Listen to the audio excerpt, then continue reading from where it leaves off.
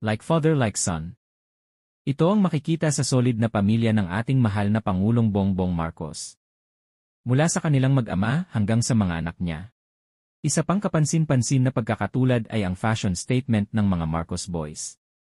Pinagsasama ang dalawang natatanging elemento ng estilo, ang tapang ng kulay na pula at ang klasikong, maayos na hitsura ng stripes. Napapaisip ka rin ba kung bakit ganito ang kulay at estilo ng pamilya ng ating mahal na Pangulo? Ang pula ay maiugnay sa pasyon at lakas. Ang pula ay naugnay sa enerhiya, kumpiyansa, at pagiging matapang. Ang stripes naman ay sa pagiging sopistikado at organisado. Ang mga stripes, lalo na ang mga patayo o maayos na linya, ay nagpapahiwatig ng pagiging elegante, balanse, at maayos.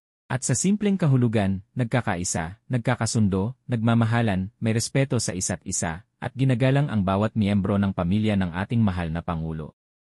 Isang kahangahangang solid na bond ng buong Marcos family at lalo ng mga Marcos boys. Mapapasana all ka na lang talaga sa solid ng pamilyang to.